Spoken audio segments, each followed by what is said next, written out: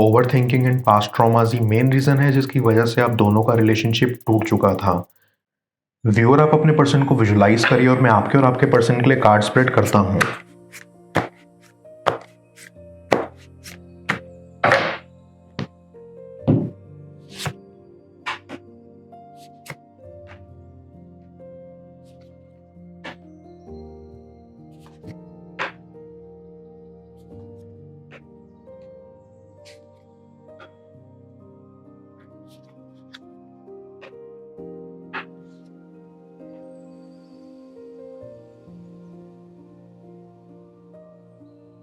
I get a very strong vibe कि आपके person ने आपके साथ कुछ बहुत गलत किया है एंड इस बात से वो बहुत ही ज़्यादा गिल्टी हैं। मतलब उनका रिग्रेट का रेशियो बहुत हाई है एंड अगर दिन में वो 10 चीज़ों के बारे में सोचते हैं तो उसमें से 7 चीज़ें इसी बारे में हैं कि उन्होंने आपके साथ कितना बुरा किया। यही बात वो अपने दोस्तों को भी बोलते हैं कि वो कितना शर्मिंदा हैं उनके किए पे। ऑनेस्टली आई फील आपका पर्सन बहुत ही ईगोइस्टिक एंड सेल्फ सेंटर्ड किस्म का इंसान है and it is not always in a bad way. मतलब उनका नेचर ही ये है कि वो केयर बिल्कुल नहीं करते। मतलब दूसरों की फीलिंग्स को समझना या उनके लिए अपने कंफर्ट को कॉम्प्रोमाइज़ करना, ये सब आपके पर्सन को आता ही नहीं है एंड गलती पूरी उनकी नहीं है, they are just brought up that way. I feel एक चीज़ जो वो खुद को बोलते हैं वो ये कि वो कभी आपका बुरा नहीं चाहते, जो कि सच भी है। मतलब उन्होंने ऐसे इंटेंशनली आपको हर्ट करना नहीं चाहा था, बट उन्होंने अपने नेचर की वजह से ऐसा कुछ कर दिया जिससे आप लोगों के रिलेशन एंड बॉन्ड में काफ़ी टेंशन्स आ गई एंड आप लोग सेपरेट हो गए। अभी एट दिस पॉइंट आपका पर्सन डरा हुआ है आपको अप्रोच करने के लिए। वो सोचते हैं कि उन्होंने जो भी किया उससे आप दोनों का कनेक्शन परमानेंटली एंड हो गया एंड अब शायद कुछ ठीक नहीं हो सकता। दे आर स्केर्ड कि उन्होंने आपको जितना हर्ट किया है उसके बाद शायद अब आप उनसे नफरत करते हो एंड शायद आप कभी उनकी शक्ल भी नहीं देखना चाहते हो। आई ऑल्सो फील आपके पर्सन ने स्टार्टिंग से रिलेशनशिप बहुत कैजुअली लिया। दे थॉट कि ये कैजुअल रिलेशनशिप रहेगा, बट विद टाइम वो आपसे अटैच्ड होते गए एंड आप तो अपना दिल उनको दे ही चुके थे। बट उन्होंने कभी ज़्यादा केयर नहीं किया एंड ये प्रॉब्लम थी। आपने उनके लिए बहुत किया बट उन्होंने कभी वैसे एफर्ट्स नहीं दिए जो उनके एंड से आना बहुत ही ज़्यादा ज़रूरी था। ऐसी ये सब शुरू होता है उनके पास्ट एक्सपीरियंसेस से। उनकी लाइफ में ऐसे लोग थे जिन्होंने उनको अच्छे से ट्रीट नहीं किया था शुरू से ही एंड ये रीज़न है कि वो आज ऐसे इंसान हैं। उन्होंने कभी आपसे इस बारे में ज़्यादा ओपन अप नहीं किया बिकॉज वो डरते थे कि शायद आप उनको जज करोगे। बट अगर पास्ट में उन्होंने आपसे दिल खोलकर सारी बातें की होती ना, तो डेफिनेटली आप उनकी तरफ हेल्प कर पाते एंड आज आप दोनों का बॉन्ड और भी ज़्यादा स्ट्रांग होता। वो अपने किए पे बहुत पछताते हैं एंड इसीलिए वो ठीक से ओपन अप नहीं हो पा रहे। बाहर से आपका पर्सन ऐसा दिखाता है कि वो बहुत स्ट्रांग है एंड बहुत ब्रेव हैं, बट अंदर से वो बहुत ही डरे हुए हैं। उनके दिल पे एक स्कार है, एक जख्म है जो कभी ठीक से हील ही नहीं हुआ और इसी वजह से उनके कमिटमेंट इश्यूज इतने ज़्यादा हैं। अभी इन द प्रेजेंट टाइम आपका पर्सन ये रियलाइज़ कर रहा है कि वो आपके लिए कितना स्ट्रांगली फील करते हैं। उनके दिल में आपके लिए एक बहुत ही स्पेशल जगह है एंड वो ये जगह किसी और को देना नहीं चाहते। आप स्टार्टिंग से उनकी तरफ बहुत काइंड एंड एम्पैथेटिक थे एंड इसी रीज़न से वो और भी ज़्यादा गिल्टी हैं कि आप जैसे एक अच्छे इंसान को उन्होंने हर्ट करा। वो बहुत शर्मिंदा हैं इस बात को लेकर एंड इसीलिए वो अपने दोस्तों से खुल के आपके बारे में बात भी नहीं करना चाहते हैं। मतलब हाँ, ये सच है कि वो अपने दोस्तों से आपके बारे में काफ़ी बातें करते हैं, बट पूरा ऑनेस्टली सब कुछ नहीं बोलते हैं। स्पेशली बिकॉज दे थिंक कि उन्होंने आपके साथ इतना गलत किया है जो अगर उनके दोस्तों को पता लगा तो वो भी शायद उनको जज करेंगे।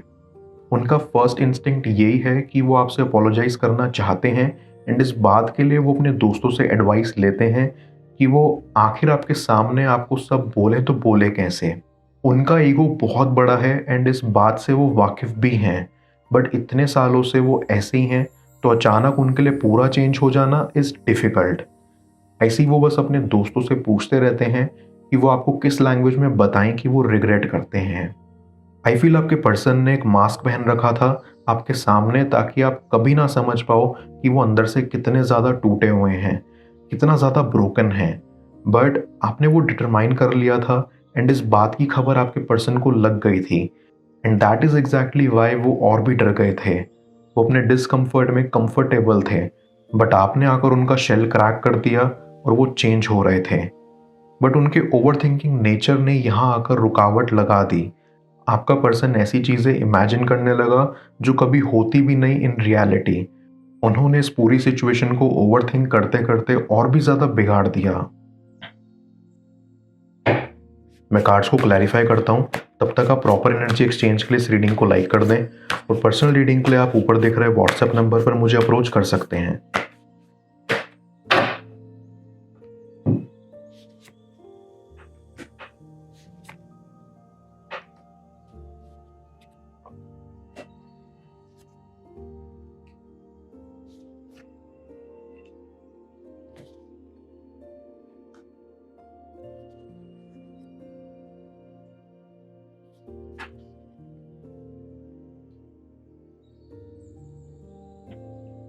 आई फील आपका पर्सन आपको बहुत ही स्पेशल कंसिडर करता है, और वो सोचते हैं कि वो आपको डिजर्व ही नहीं करते, एंड आपके लिए वो एक अच्छे मैच बिल्कुल नहीं है। उन्होंने आपको जैसे भी ट्रीट किया हो, आप हर वक्त उनकी तरफ बहुत ही काइंड थे, एंड यही बात कांटा बन के आपके पर्सन को आज भी चुभती है कि उन्होंने आपको अच्छे से ट्रीट नहीं करा। फिर भी आपने उनको इतना अच्छे से समझा, उनकी केयर करी। शायद इस बात का गिल्ट उनको सबसे ज़्यादा है। सबसे बड़ा इशू यहाँ पे यही है कि वो किसी के साथ भी अपना पेन शेयर नहीं कर रहे हैं, इसलिए उनका जजमेंट और भी ज़्यादा क्लाउड हो रहा है। उनके दोस्तों से भी वो हाफ हार्टेडली सब बोल रहे हैं, एंड इसी रीज़न से उनके दोस्त भी समझ नहीं पा रहे कि वो करें तो आखिर क्या करें। Over thinking and past traumas he main reason है जिसकी वजह से आप दोनों का रिलेशनशिप टूट चुका था। इस चीज़ को ओवरकम करने के लिए आपके पर्सन को टाइम की ज़रूरत होगी, एंड बहुत सारे करेज की ज़रूरत होगी to come up to you and say the truth. I sense कि आपका पर्सन आपसे एट दिस पॉइंट ये कन्वे करना चाहता है कि वो अपना दर्द छुपा रहे हैं बिहाइंड देयर स्माइल। वो अपने काम में अपने आप को बिजी रखते हैं टू अवॉइड देयर फीलिंग्स। वो आपसे ये भी कन्वे करना चाहते हैं कि वो धीरे धीरे आप लोगों का कनेक्शन समझ रहे हैं।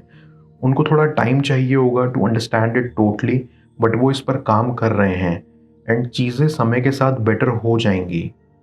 आई फील वो यूनिवर्स से एक साइन के लिए भी वेट कर रहे हैं। वो बहुत डरे हुए हैं आपके सामने आकर सच बोलने के लिए। वो यूनिवर्स की साइड से एक हिंट के लिए वेट करेंगे ताकि वो भी एश्योर हो जाएं इस रिश्ते को लेकर। आई फील वो आपसे प्यार करते हैं, एंड ये बात भी वो आपको बोलना चाहते हैं, बट वो सोचते हैं कि शायद आप उनके सिवा ही ज़्यादा खुश हैं।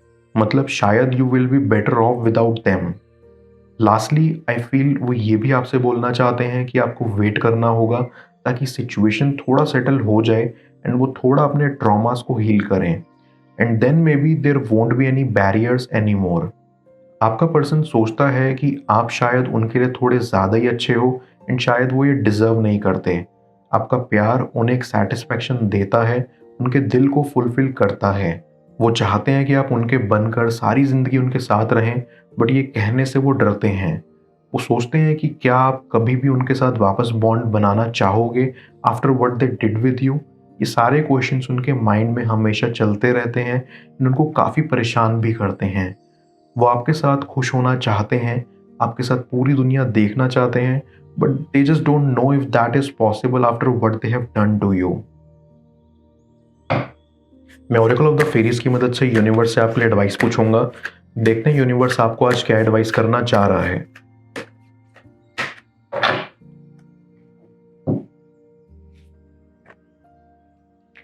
Precious time.